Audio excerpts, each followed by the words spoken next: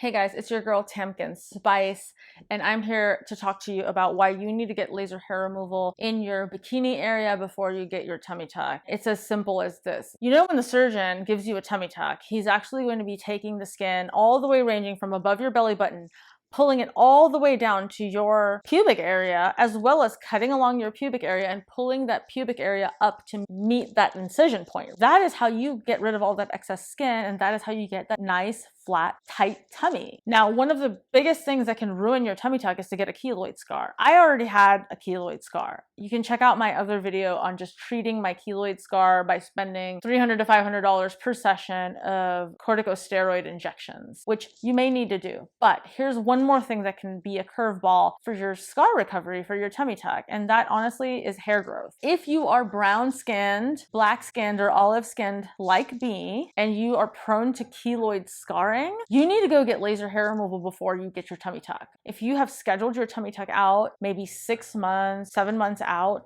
go ahead and get 4 to 6 sessions of laser hair removal, because what's going to happen to you, what may happen to you that happened to me, is that as the hairs in that area, because you know the hairline where your hair grows down in your pubic area is where the surgeon maybe will make a cut. And if he's pulling that hairline up and meeting it with your incision and sewing it shut, then what's going to happen is those hair follicles are still present in that skin, and those hair follicles eventually are going to want to grow. And when they're growing through a thick scar tissue, there's a likelihood that they will become ingrown hairs, and if they do become ingrown hairs, they're probably going to cause scarring. If you have scarring and you're prone to keloid, it's probably going to end up being many keloid scars. And there's no other way for me to show you what I mean but than to just show you my scar. So check it out.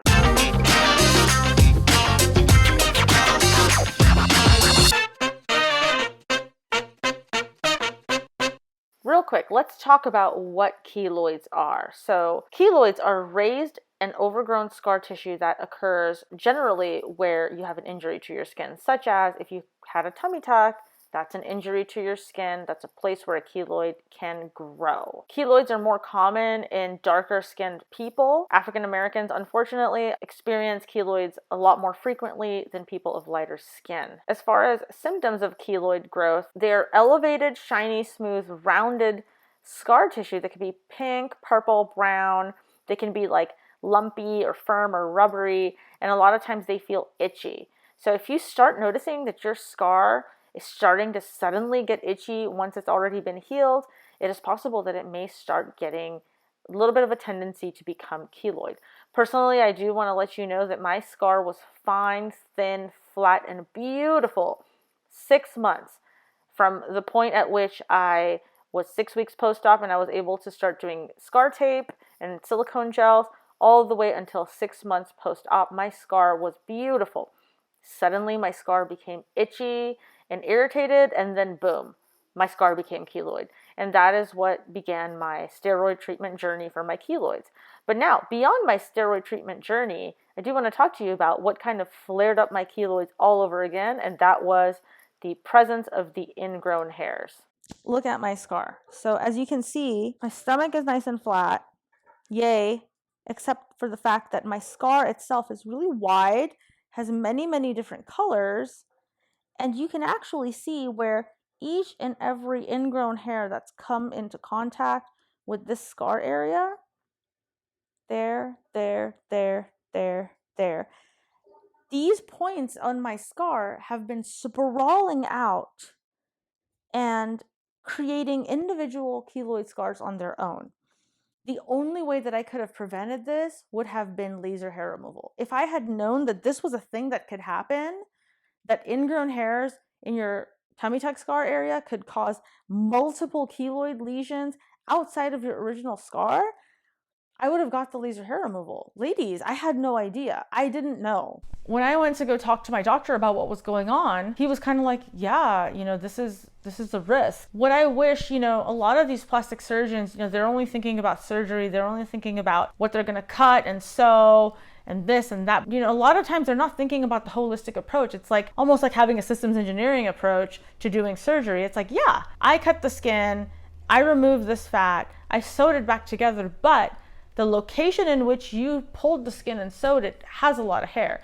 Sure, for people who aren't prone to keloids, for people who are lighter skinned with not as thick and coarse hair, don't have this issue, is just like, okay, cool, but I'm a person of color and I do have this issue, so how can I avoid it? You know, having that conversation with your patient at that time, like I'm having this conversation with you right now because I need you to know that this happened to me. But I really wish that doctors would inform women of color, not only of the fact that yes, you have a higher likelihood of keloid scarring, but informing the patient that, well, there are ways that you can reduce the exacerbation of your keloid scarring by at least getting laser hair removal. Get like a couple of inches. You know, you don't have to get everything. You don't have to go get a Brazilian laser hair removal or a Hollywood laser hair removal. Just get like a couple of inches, get that hairline taken down.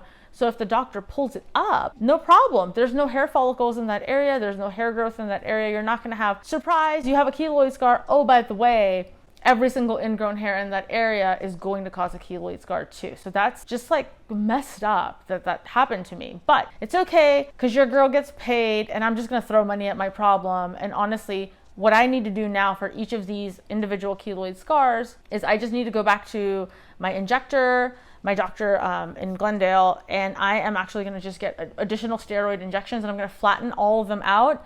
And within a few more months, I will do one more scar update and you'll see that my whole scar is not going to be like dark brown, light brown, pink. It'll be one color. The steroids have been flattening the scars, softening them, as well as lightening them. And at that point, it's like, cool, like it'll be the same color as my skin, obviously different type of tissue. But the fact is that I paid $20,000 for a tummy tuck, which my results are amazing. And on top of that, I have spent, let's assume $400 on average per session of steroid injection. And I've had 4 rounds of steroid injections now. So that is $1,600 of steroids that I've injected into my scar. Now, my scar actually got all the way flat. It was great. The steroids worked. My scar looked great. I was done. But then the ingrown hairs kept getting caught and I would have a little bit more keloid on one side, a little bit more keloid on the other side.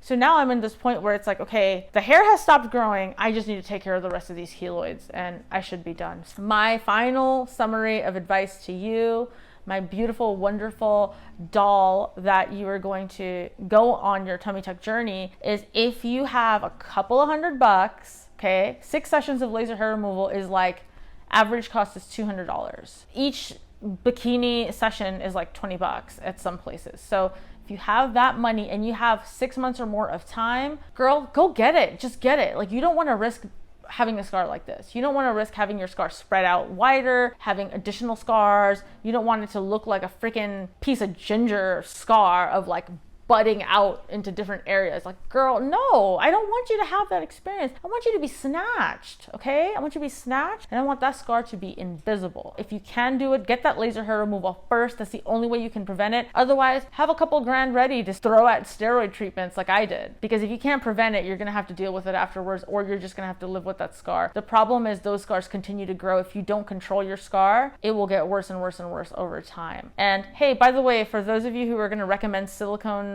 gel treatment or silicone tape treatment, I've tried both. Obviously, I'm very vain and I've read all of this stuff. I did those every single day, beginning at 6 weeks post-op, all the way until I was like, fuck this, I can't do this anymore. I need to go get steroid treatments. My keloids are growing. And at that point, I stopped. Not every solution works for everyone, but I can tell you, if there are no hair follicles in that area that your surgeon will sew up for your tummy tuck incision, you will have no chance of an ingrown hair causing additional scarring.